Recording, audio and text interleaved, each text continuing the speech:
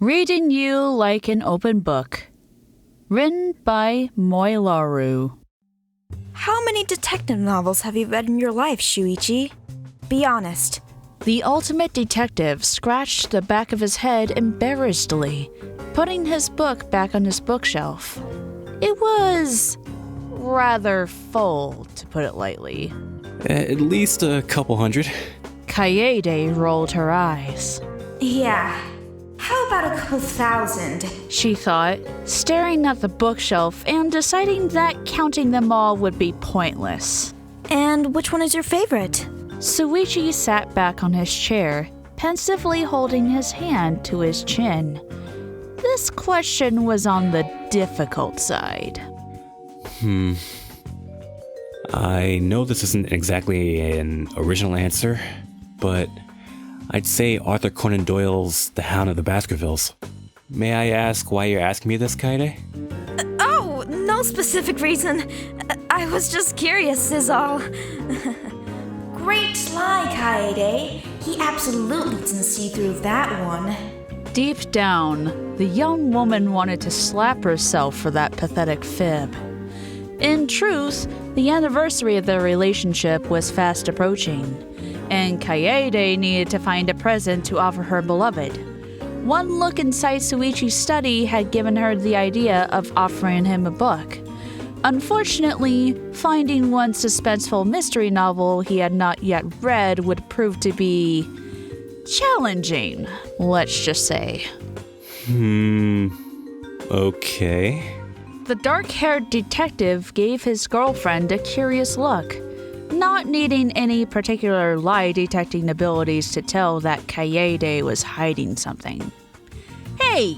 He had spent 3 whole years dealing with Kokichiyoma's lies, so he learned to tell a lie from a truth. Anyway, I'll let you work in peace now, Kaede said, gazing at the numerous case files scattered on Shuichi's desk. The sooner she got out of here, the less likely she was to accidentally spill the beans. Call me if you need anything, okay? Shuichi smiled. All right. Thank you, Kaede. He said, watching as his lover smiled back. I love you. Love you more. Mwah. She blew him a kiss before leaving his study, the beginning of an idea for a present forming in her mind. Welcome, miss. Is there any way I can help you? Kaede's train of thought was interrupted by the voice of the bookseller. She turned around and noticed an elderly woman standing beside her, hands behind her back and kindly smiling. Oh, sorry. I was kinda lost in thought. The pianist admitted, tucking a strand of her blonde hair behind her ear. Actually, I might need your help with a little something. The bookseller nodded. What do you need, miss? You seem to be staring at the mystery novel section rather intensely. Are you looking for something in particular? Yes. My boyfriend and I are celebrating the anniversary of our relationship soon, and I wanted to buy him a present. He's a detective and absolutely devours his mystery novels, so I thought I'd buy him one. I see. I must say, this is quite a romantic present, the old woman stated with a knowing smile. Has he perhaps mentioned any books he would be interested in reading? This could be a good starting point. Shuichi's not exactly the type to ward his envies, the blonde thought with a sweat drop. This always made it difficult for her to come up with good gift ideas for Shuichi. And every time she offered him something, he would ramble about how she shouldn't have bought him anything, while always getting her the best presents in history, of course. Well, he hasn't told me about any he'd like to read, but he did tell me what his favorite one was. Interesting. Is there any chance you remember what book this was, miss? Yes! Kaede said enthusiastically, recalling that specific conversation with the ultimate detective with absolute precision. He said it was The Bound of the Baskervilles by Arnold Cannon Doggle. There was a moment of silence between the two women. The bookseller gave Kaede a surprised, perhaps even shocked look. After some time, the pianist wondered if something was wrong with what she had just said. Is something wrong? Well, I think you may have been referring to The Hound of the Baskervilles by Arthur Conan Doyle. The old lady said, unable to hide her amusement. Kaede's eyes widened, and she immediately wanted to jump through the window out of embarrassment. In any case, it appears today is your lucky day, miss. Not after embarrassing myself like this. No. She thought, once again wanting to slap herself 10 times harder this time. How do you mean? If you would follow me. Kaede nodded and walked behind her at a leisurely pace. They eventually reached the storage room and went in. It was pretty dusty, but otherwise well organized. We received a special reprint of Sir Conan Doyle's work today. It is a limited edition that notably contains unique artwork drawn by the author. We initially planned to put it on display starting tomorrow, but considering the situation, I don't mind selling it to you today. Kaede's face lit up at the lady's words. Things were looking up now. Really? You would do that for me? Of course. Oh, thank you so much. The bookseller smiled as Kaede beamed.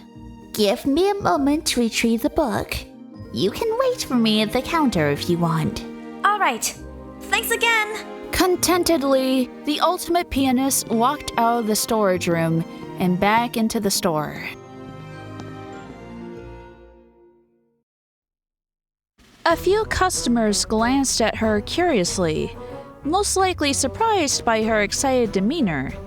To be honest, Kaede now considered herself lucky. After all, stumbling upon a limited reprint of Shuichi's favorite book today of all days was a pretty fortunate coincidence. I'm sure he's going to love it. Kaede thought, an infectious smile on her lips.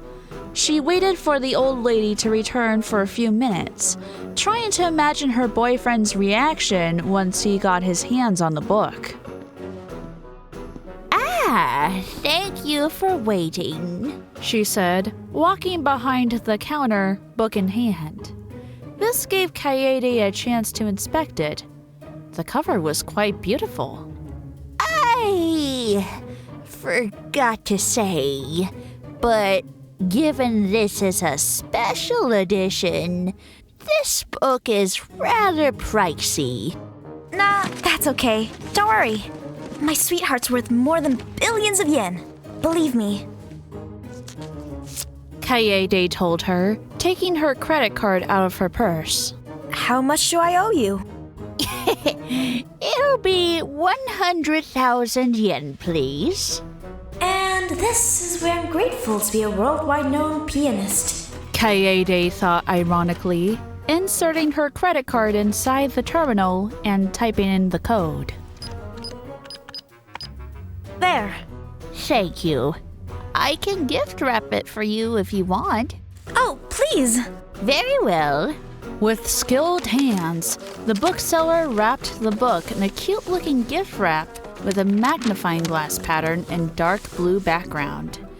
Kaede smiled at how fitting it was for her boyfriend.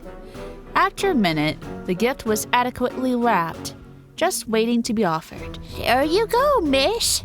Thanks a lot. Have a nice day. Kaede put the present inside her bag and left the shop as the elderly woman smiled benevolently at her. Now she just needed to wait a few more days to witness Shuichi's reaction, which promised to be interesting.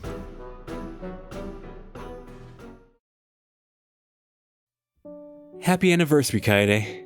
Aw, this is so cute. I love it, Shuichi. Kaede stared with love-filled eyes at the gift in her hands.